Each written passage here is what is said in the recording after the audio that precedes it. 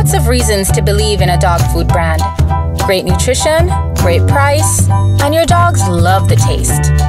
But what if it's also made for Caribbean dogs?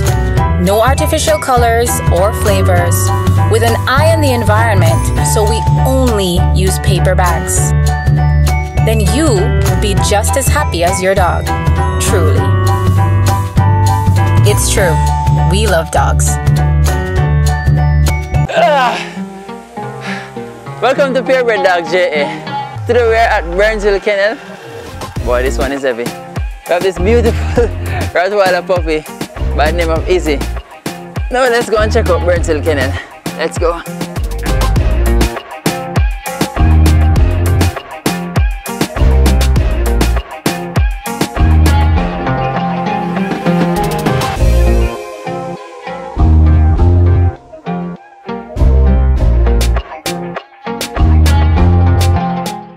Down. Today we have Albert Bailey, also known as Lee, from Burnsville Kennel. Now some of you would have seen from Instagram his post about his puppies and some of the meal preparations he would have done for his dogs. Lee, thank you for having us. Yes, Chief. Alright. You're welcome. Now, who we have here today? Escobar. Escobar. Yeah. Alright. Lee, how you would have started into breeding?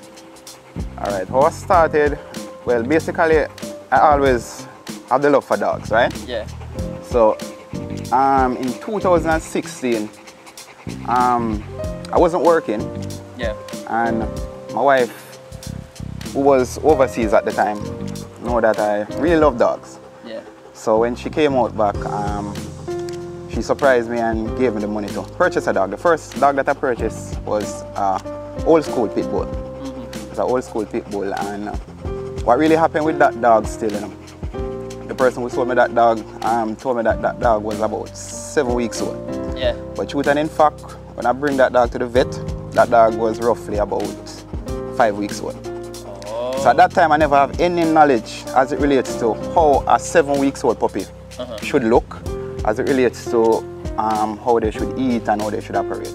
So I had some challenge in growing that pup because that pup wouldn't eat much, because that pup should be on, you know, on breasts and stuff. So yeah, that's where it really started. And in 2017, that's when I bought my first Rottweiler, which I saved towards that one. Just to go back on the pit bull pup, what did you do at the time in terms of, because you would have learned from the experience, but did you do research after? Yes, that's what I did after. I did a few research online as it relates to, basically that's where it really started, how to care for dogs as it relates to the meal preparation and, you know, what is required. So at that point, I never had anybody who could probably guide me along the way as it relates to how to feed that dog or take care of that dog. It's interesting that you say you don't have much of a guide, because we have so much breeders. Yeah. And so why we would have started the show with, you know, senior breeders, seasoned persons who can, you know, give information to upcoming breeders like yourself and myself as well. But I am hoping that, because I have persons who mentor me, so to speak, you know, about dogs, you know, who would have been there for a long time, and we need more persons like that. So the situation, what would have, you know, you would have encountered, you know, not knowing how a 6-week pup should look from a, you know, and what is required. So I'm hoping Purebred Dogs JA can provide such information, you know, to persons, aspiring breeders, and not just aspiring breeders, but persons who would have, you know, just want a pup in their homes as well. But I like that, you know, you're open about, you know, things like that. So that would have really inspired you. Yes. To become a breeder. Yes, and again, what that did basically was it allowed me to really share what I've learned with a lot of young breeders. Because I have a lot of breeders who reach out to me who is just starting in the dog business, right? As it relates to how to take care of a puppy and all of that. Because I know we're where I was back then. Yeah. Seeking for information and couldn't get it. Use your experience to be a positive one to guide person. Yes. I like that.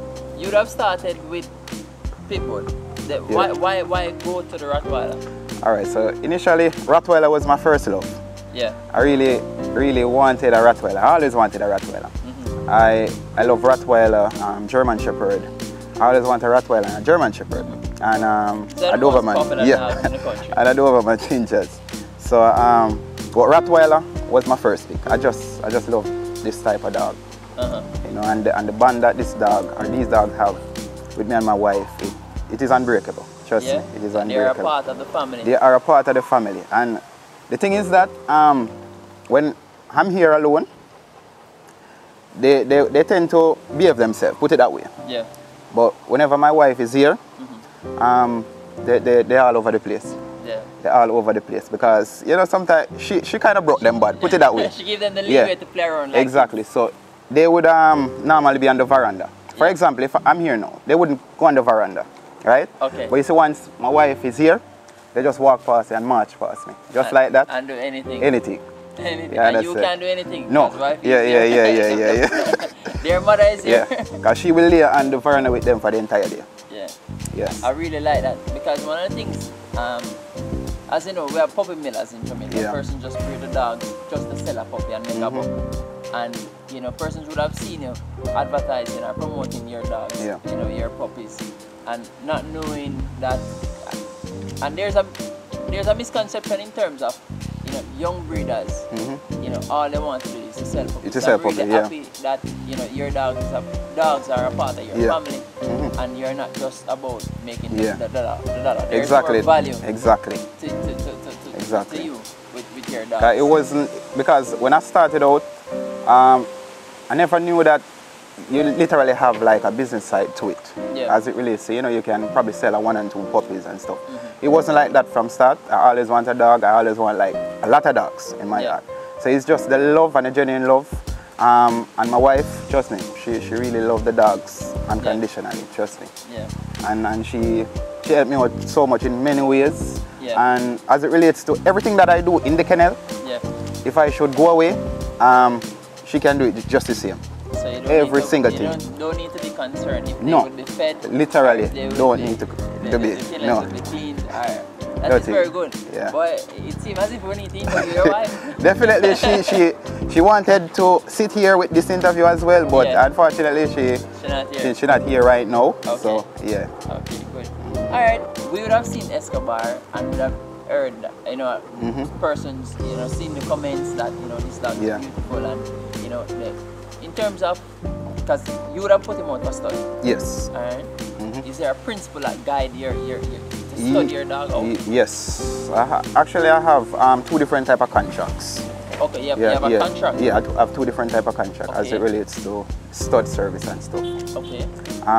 But as when it relates, you say contract, there is like it's just an agreement put together. It's actually a legal document. It's an agreement put together, and it is something that can be signed by a JP as well. Okay. Yeah. For example, some of the you might have a few persons who might want to mate with their female and stuff, but the thing is that a lot of persons might not have the funds at hand, right?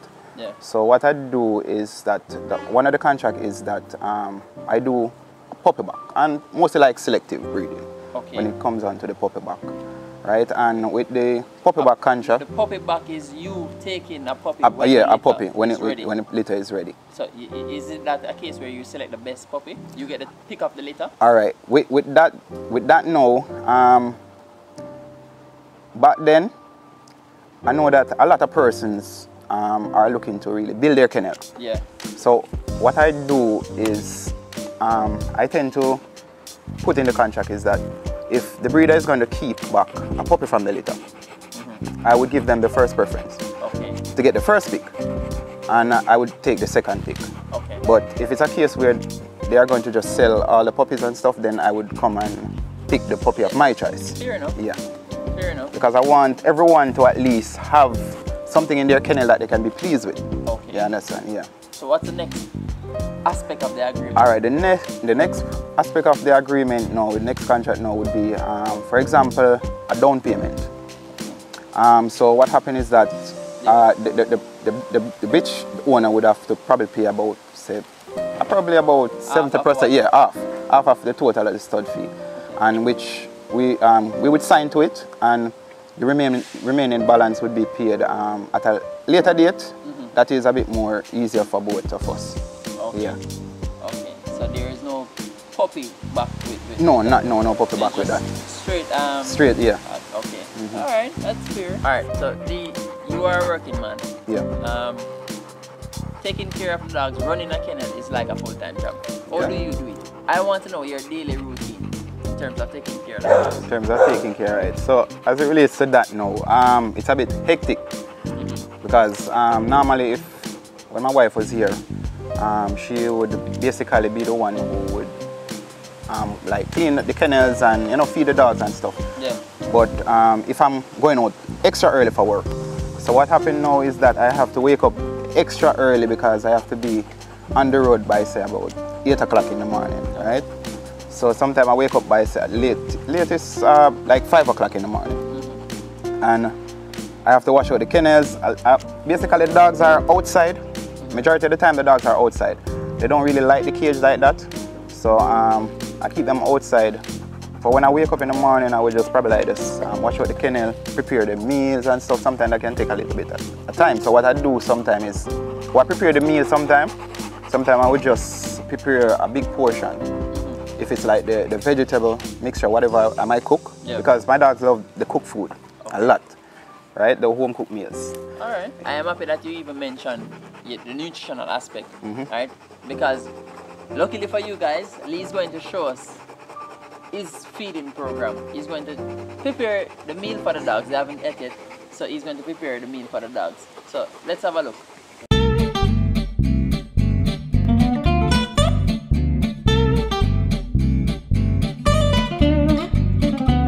All right, so here, this is before I normally prepare the meal for the dogs. Here we have the chicken neck. I have some beef over this side mixed with chicken and chicken breast. Over here I have the kidney, the kidney. I have bassa fish right here. This can be purchased in any local supermarket, right? This has no bone in it and so. This is the chicken gizzard. Over here we have the liver as well. And over here we have some minced beef. All right, so what I usually do now is, for this, I would normally put everything in a pot and everything would just stir fry until it produces its own water and oil, and after that I will just remove all the excess water and oil from it. Then I'll add the other stuff to it, which I'll show you shortly. So what we have here now is the vegetable, which the dogs really love and enjoy it. So over here we have the green peas, we have sweet potato, we have pumpkin, we have carrots, and we have string bean. So what I would normally do now is I would just boil this, and after I boil it for a few minutes, then I would remove the water. And when the water is cool, I would normally give the dogs to drink because it's something that they really love and enjoy. This, I add this to the ended product after. Why vegetables? It is important for a dog, or for dogs in general, to really get nutrients from vegetables and everything like that. And these have a lot of fiber in it as well for the dog. All right, so what we have here is the kibble, and over here we have the tuna. What happened is that I really had the tuna for probably additional protein and stuff like that, but the dogs really love the taste of the tuna, and it really encourages the dog and puppies really to eat the food, right? So my dogs are always excited to eat because they know that they have a lot of goodies in each meal. So sometimes when I cook this particular meal, sometimes it would last them for 3 days. Because what sometimes I do is I tend to put some in the fridge and I will add it to other stuff because I have different diets that I normally do. So sometimes this is like a side dish for them. This mixture sometimes is like a side dish for them. It is fully prepared now. What I did, I add the kelp to it, which I didn't show you guys earlier, but I add the kelp to it. The kelp is soaked in warm water. It's a bit easier for the dogs to really swallow sometimes. So I figured that they like it this way, so I continue to give them this way.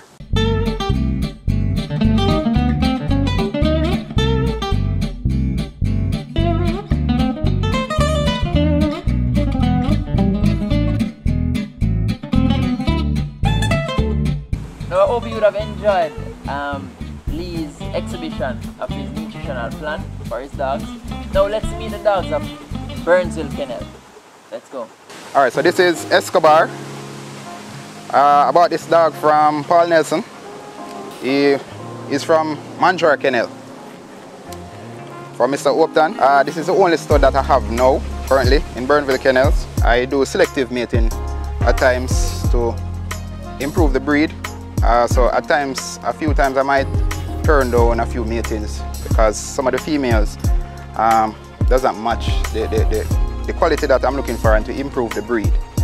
So, but his favorite thing is water, I can assure you. Let's go, call him.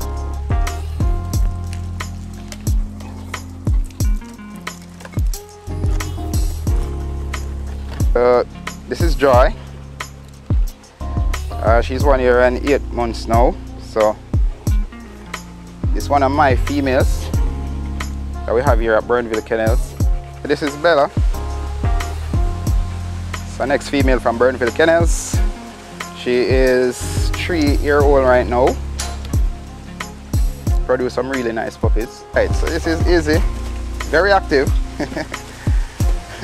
very active. Alright, so this is my doggy cabinet. This is where I keep everything for the dogs, basically. So you'll see their food, all their supplements, anything for medical purposes. I have over here as well the stuff for mostly like puppies, your nipple bottle. These I have like AI kits, stuff like that. So this is my office. This is where everything is done, all the transaction. We keep record of the puppies and everything like that. My wife is really the brains behind everything as it relates to the contracts and the receipts, everything. And so everything is kept on an Excel file, everything like that. Their vaccines, their booster shots, and everything like that.